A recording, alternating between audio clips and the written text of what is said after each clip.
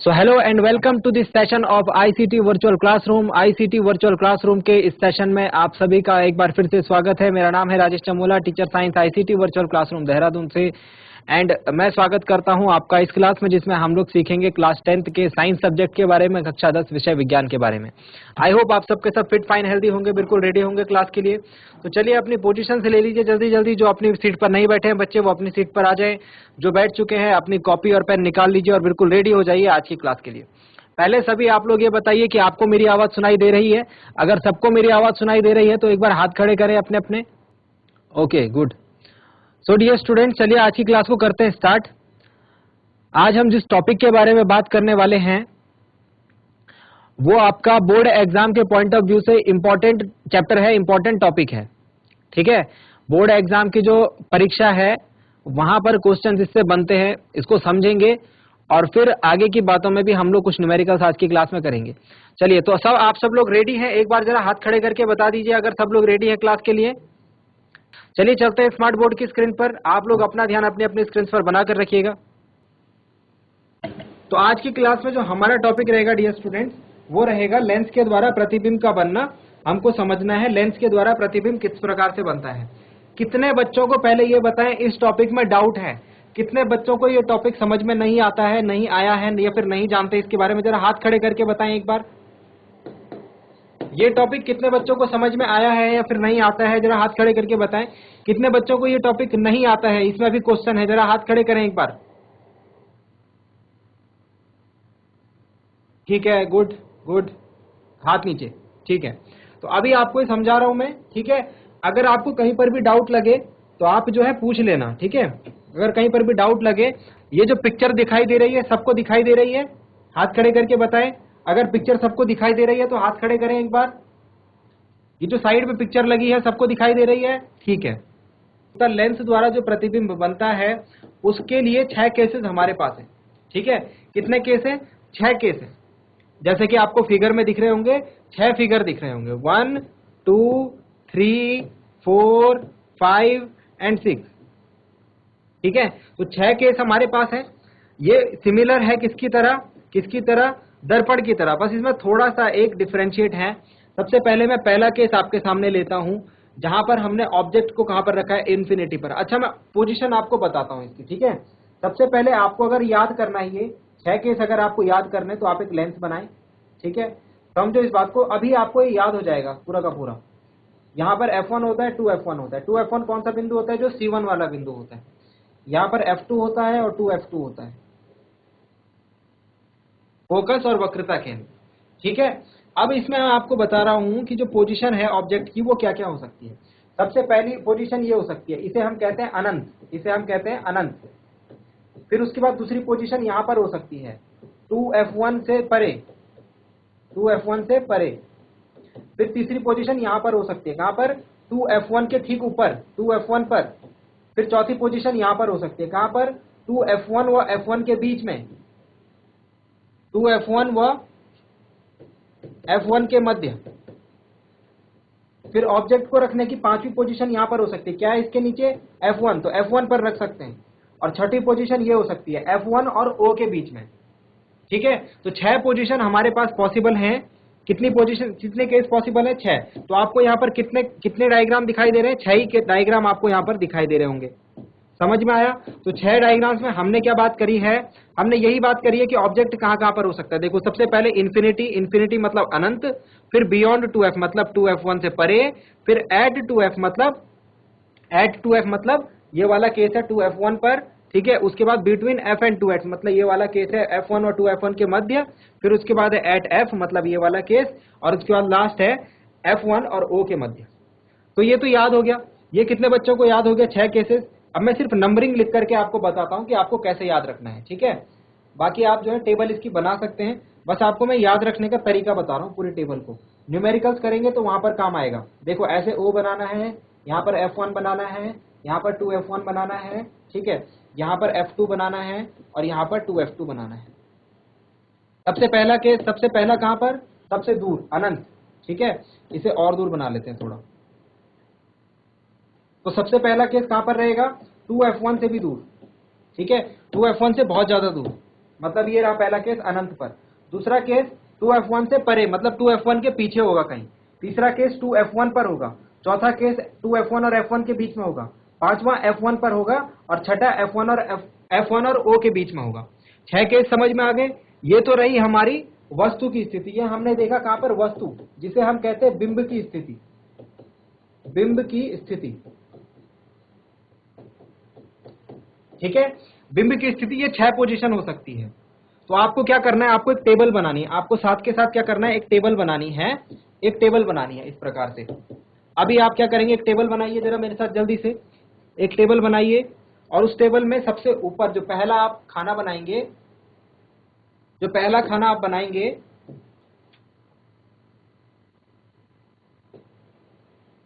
उसमें आप लिखेंगे बिंब की स्थिति। उसमें आप लिखेंगे बिंब की स्थिति। बिंब या वस्तु की स्थिति एक ही बात होती है, बिंब की स्थिति।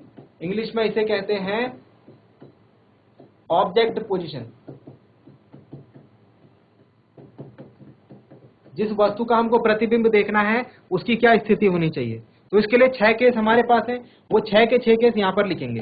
पहला हमने बोला था अनंत पर, दूसरा हमने बोला था 2f1 से परे, तीसरा हमने बोला था 2f1 पर, चौथा हमने बोला था 2f1 और f1 के मध्य, पांचवा हमने बोला था f1 पर, और छठा हमने बोला था f1 और o के मध्य। लिख लेंगे, ये 6 केस लिख लेंगे, ठीक है। टेबल अभी आधी अधूरी बना के छोड़िए, इसको आप खुद से भरेंगे क्योंकि यहां पर आपको एक्सप्लेन किया जा रहा है। अब ये बिंब की स्थिति तो आपने लिख ली, इसके प्रतिबिंब किस प्रकार से बनेंगे अब इसको समझने की कोशिश करते हैं। नेक्स्ट वाला जो आप इसमें खाना बनाएंगे उसमें आप लिखेंगे प्रतिबिंब की स्थिति, कि अगर वस्तु की स्थिति हमको पता है तो उसका प्रतिबिंब कहां पर बनेगा, इमेज पोजीशन। देखिए इसको समझने की कोशिश कीजिए। सबसे पहला वाला केस है, हम यहां से रे डायग्राम से भी इसको समझते हुए चलेंगे। अगर रे डायग्राम आपको बनाने को बोला जाए तो पहला केस जो है अनंत वाला केस है, जब वस्तु कहां पर है भाई, अनंत पर है। जब वस्तु कहां पर रखी है, अनंत पर रखी है। अनंत पर रखी हुई वस्तु, एक मिनट में स्पीकर को थोड़ा बड़ा कर लेता हूं। ये वाला केस हम डिस्कस कर रहे हैं अभी, जो आपके सामने मैंने एनलार्ज करके रखा हुआ है, ये वाला केस, ठीक है। हम क्या कर रहे हैं, हमने वस्तु को कहां पर रखा है, अनंत पर रखा है। जब हम वस्तु को अनंत पर रखते हैं तो उससे आती हुई जो प्रकाश किरणें हैं वो मुख्य अक्ष के समांतर होती हैं, इस प्रकार से पैरेलल लाइंस होती है, ठीक है। और ये कौन सा लेंस है, ये उत्तल लेंस है। तो उत्तल लेंस की प्रकृति होती है कि जो भी उससे समांतर प्रकाश किरणें आती हैं वो लेंस से गुजरने के बाद एक बिंदु पर मिलती है, और ये बिंदु होता है f2। ये बिंदु होता है क्या, f2। तो पहला केस जब हमने अनंत पर रखा था वस्तु को, तो इसका प्रतिबिंब हमको कहां पर मिल रहा है, f2 पर। समझ में आई है बात। अब दूसरा केस देखिए, टेबल आपकी अभी बन जाएगी। दूसरा केस आप देखते रहिए, समझते रहिए। ये जो टेबल है काफी सारे बच्चों को याद नहीं होती है, समझ में नहीं आती है। मैं आपको एक छोटा सा वो कर रहा हूं कि आप इसको समझो भी और याद भी कर लो, क्योंकि बोर्ड एग्जाम में इससे बहुत सारे क्वेश्चन डायरेक्ट भी बन जाते हैं। चलिए अब दूसरा केस देखिए। दूसरे केस में हमने कहां पर रखा है वस्तु को, दूसरा केस कहां पर है भाई, ये 2f1 के परे, मतलब 2f1 से पीछे रखी होगी वस्तु। देखो कहां पर रखी है, 2f1, और 2f1 के पीछे रखी हुई है, दिख रही है ऐसे, ठीक है। अब इससे जो प्रकाश किरण निकलेगी, दो हम प्रकाश किरण लेंगे, एक इस प्रकार से और एक इस प्रकार से। ये अब अपवर्तन होने के पश्चात ये कुछ ऐसे मिलेंगे। कहां पर मिली, ये मिली इस पॉइंट पर, मतलब ये रहा 2f2 और ये रहा f2। तो ये 2f2 और f2 के बीच में जाकर कहीं मिल रही है। तो इसमें हम लोग क्या लिखेंगे, सेकंड पॉइंट हम लोग क्या लिखने वाले हैं, इसमें सेकंड पॉइंट हम लोग लिखने वाले हैं, यहां पर इमेज कहां पर बनी, इमेज बनी हमारी 2f2 और 2f2 के बीच में, यहां पर लिखेंगे सेकंड वाली इमेज, ठीक है। तीसरी इमेज देखिए, थर्ड वाली इमेज देखिए। थर्ड वाली इमेज आप देख रहे हैं कहां पर बन रहा है, ठीक बन रहा है, ये रही वस्तु और ये बन रही है इमेज। कहां पर बन रही है हमारी, 2f2 पर बन रही है। तो थर्ड पॉइंट कहां पर आएगा, यहां पर आएगा, ठीक है।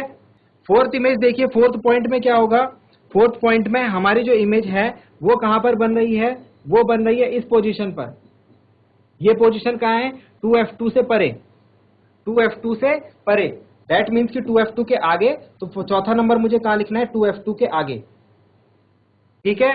पांचवा पोजीशन, पांचवी पोजीशन देखो कहां पर है। पांचवी पोजीशन में देख रहा हूं कि ये मुझे कहीं नहीं मिल रही है, दूर दूर तक। पांचवी पोजीशन इस प्रकार से होनी चाहिए थी ना यहाँ पर, तो ये मिल नहीं रही है। दैट मीन्स कि जो पांचवा पॉइंट हम लिखेंगे वो लिखेंगे काफी दूर, अनंत पर।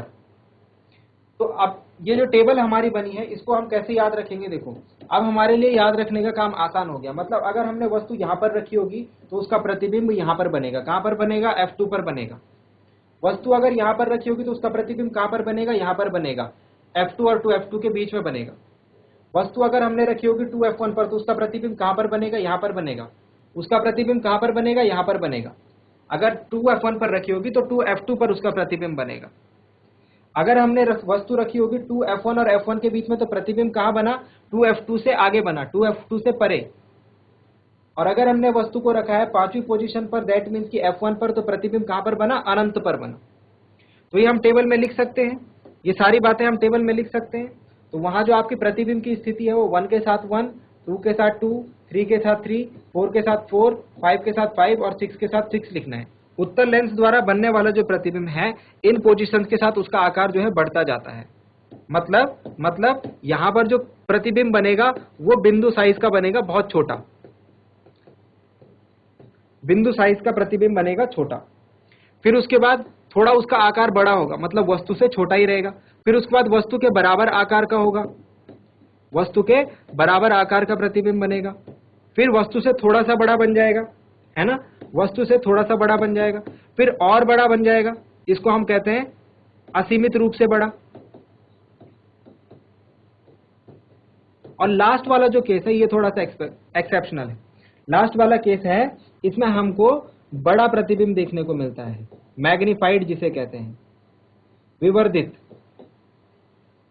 ठीक है, अब लास्ट वाली जो टेबल है इसमें हम लिखते हैं प्रकृति और साइज, प्रकृति और प्रतिबिंब की प्रकृति। यहां पर हम लिखते हैं प्रतिबिंब की प्रकृति, यहां पर हमने क्या लिखा, साइज। पहली और दूसरी टेबल मैंने आपको लिखनी सिखा दी, ठीक है। लास्ट वाले में हम लिखते हैं प्रकृति। तो उत्तल लेंस द्वारा जो प्रतिबिंब बनता है वो बनता है वास्तविक एवं उल्टा, वास्तविक एवं उल्टा। इन सारे केसेस में प्रतिबिंब कैसा बनेगा, वास्तविक एवं उल्टा। सिर्फ इस वाले केस को छोड़ करके, इस वाले केस में, लास्ट वाले केस में, छठे केस में, जब वस्तु को आप कहां रखते हैं, वस्तु को आप रखते हैं F1 और O के बीच में, तो जो प्रतिबिंब बनता है वो वास्तविक एवं उल्टा नहीं होता बल्कि आभासी एवं सीधा होता है। कैसा होता है, आभासी एवं सीधा। समझ में आई बात। तो इस तरीके से हमको ये टेबल पूरी याद हो गई है। इस तरीके से हमको उत्तल लेंस द्वारा जो बनने वाला प्रतिबिंब है वो पूरी टेबल जो है लर्न हो गई है। हम देख सकते हैं कि उत्तल लेंस द्वारा हम अगर अलग अलग जगह पर वस्तु रखेंगे तो प्रतिबिंब किस प्रकार से बनेगा। आ गया समझ में, ठीक है। अब अवतल लेंस से भी इसी प्रकार की एक टेबल है जो कि बहुत छोटी सी है, जिसमें सिर्फ 2 केसेस होते हैं। तो इनको मैं आपको यहीं पर समझा देता हूं, ठीक है। हमको सबसे पहले लिखना होता है कि ऑब्जेक्ट, पोजीशन ऑफ ऑब्जेक्ट, यानी वस्तु की स्थिति। तो इसमें 2 केस पॉसिबल है, या तो हम अनंत पर रखें वस्तु को, या तो कहां पर रखें वस्तु को, अनंत पर, और यहां पर या तो अनंत एवं O के मध्य, कहीं भी। तो अनंत तो ये रहा, इसके आगे का पूरा पॉइंट अनंत है, और O ये रहा। तो या तो अनंत पर हो ऑब्जेक्ट, या फिर इसके बीच में आप कहीं पर भी रख दो, किसी भी पोजीशन पर उठा करके ऑब्जेक्ट को रख दो। तो 2 ही केस इसमें बनेंगे। एक चीज मैं आपको बता देता हूं, हमेशा जो प्रतिबिंब बनेगा, जो इमेज बनेगी, वो आभासी होगी और सीधी होगी। प्रतिबिंब कैसा बनेगा, आभासी, सीधा बनेगा और छोटा बनेगा। वस्तु से छोटा प्रतिबिंब हमेशा बनेगा, किसमें, कॉनकेव लेंस में, अवतल लेंस में। ठीक हो गया। अब वस्तु का प्रतिबिंब बनेगा किस जगह पर, तो अगर अनंत पर हमने वस्तु रखी होगी तो फोकस पर प्रतिबिंब बनेगा, ये वाले फोकस पर, इस वाले पर, ठीक है, जिसको हम F1 कह रहे थे अभी, जिसको हम F1 कह रहे थे, आपकी बुक में F1 लिखा होगा, ठीक है। और अगर हमने वस्तु को लिया है अनंत एवं O के मध्य, तो प्रतिबिंब बनेगा F एंड O के बीच में, मतलब कि ये रहा F और ये रहा O, इसके बीच में कहीं पर प्रतिबिंब बनेगा, यानी कि आपकी बुक में लिखा होगा F1 एवं O के मध्य। समझ में आ गई बात। तो इस तरीके से ये दोनों टेबल पहले आपको याद करनी है, ठीक है। ये जब दोनों टेबल याद हो जाएंगे आपको, तो फिर जो न्यूमेरिकल्स इसमें आएंगे उसको करने में आपको हेल्प मिलेगी, ठीक है। समझ में आया है। इसे नोट डाउन कर लीजिए। ठीक है, तो चलिए नेक्स्ट पार्ट पे चलते हैं। अपने पार्ट है हमारे पास साइन कन्वेंशन।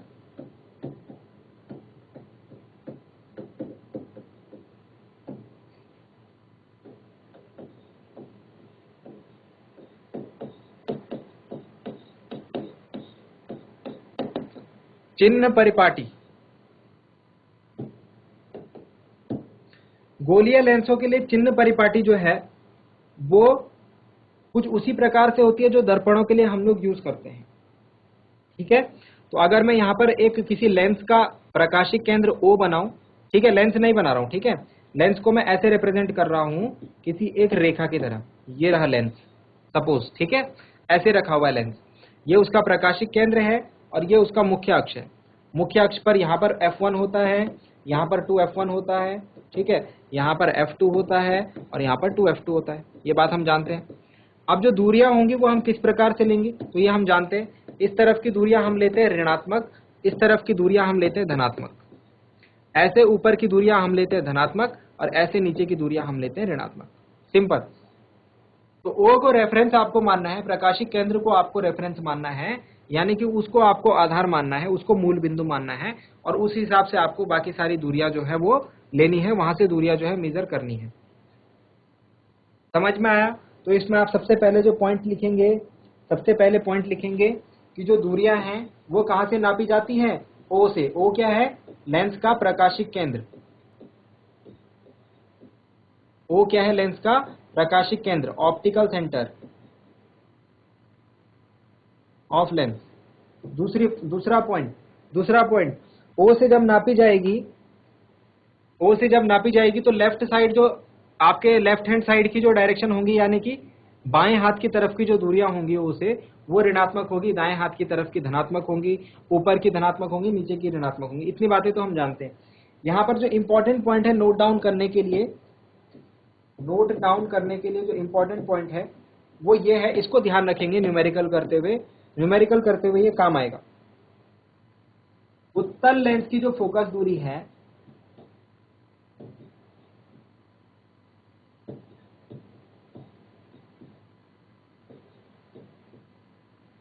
धनात्मक होती है।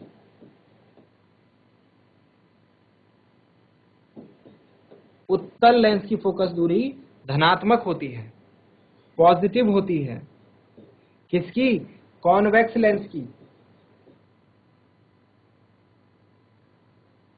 कॉन्वेक्स लेंस की फोकस दूरी क्या होती है? धनात्मक होती है।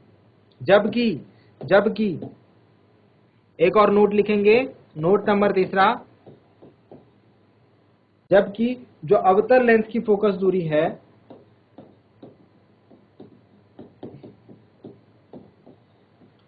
कॉनकेव लेंस की फोकस दूरी ऋणात्मक होती है।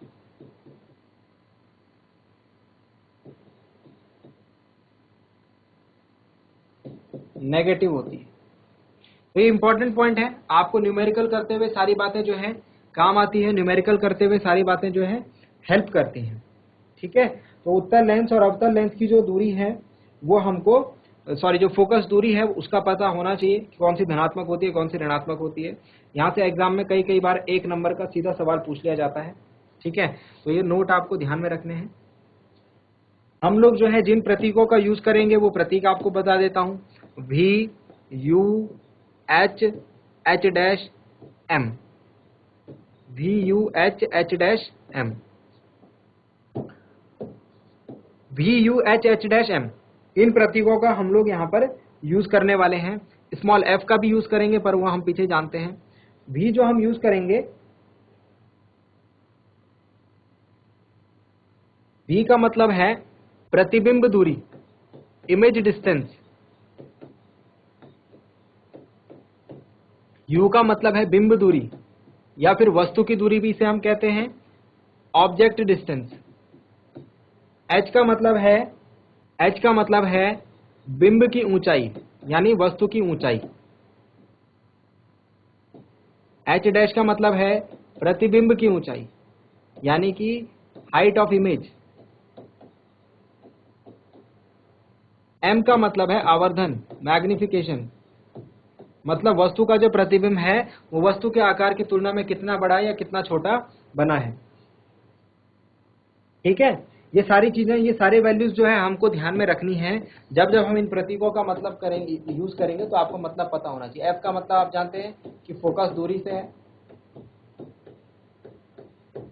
और आर जानते थे हम, आर का मतलब क्या होता था, आर का मतलब होता था वक्रता त्रिज्या, रेडियस ऑफ कर्वेचर। तो ये सारे पॉइंट्स हमको ध्यान रखने हैं। ठीक है, नेक्स्ट क्लास में हम लोग लेंथ सूत्र और आवर्धन देखेंगे, उस पर आधारित कुछ न्यूमेरिकल्स हम लोग अगली क्लास में करने वाले हैं, तो उसके लिए आप लोग रेडी रहना। फिर हम लेंथ की क्षमता को भी देखेंगे अगली क्लास। सो आज के लिए इतना ही। उम्मीद करता हूँ आज की क्लास में जो बातें आपको बताई गई वो समझ में आई होंगी, इंटरेस्टिंग लगी होंगी और आपने ध्यान दिया होगा आज की क्लास में। साथ ही साथ ये भी उम्मीद करता हूँ घर से आप इन चीजों को एक बार रिवाइज करके जरूर आएंगे। कोई भी डाउट्स होते हैं बच्चे, आपको अगर समझ में नहीं आता, कोई भी क्वेश्चन होता है, कोई भी क्वेरी होती है, तो प्लीज ऑन द क्लास जो है, ऑन द स्पॉट आप उसको रिजॉल्व कीजिए। आप लोग पूछ सकते हैं अपने हाथ खड़े करके। ठीक है, आपके क्वेरीज को यहाँ पर रिजॉल्व किया जाएगा। एक बार नहीं, आपको 5 बार 10 बार बातें बताई जाएंगी, बट आपको पूछना है, आपको क्लास में इंटरेस्ट लेना है, तभी ये काम पॉसिबल हो पाएगा। अगली क्लास में मिलते हैं किसी इंटरेस्टिंग और इंपॉर्टेंट टॉपिक के साथ। क्लास से जुड़ने के लिए आप सभी का बहुत बहुत धन्यवाद। Thank you very much and have a nice day.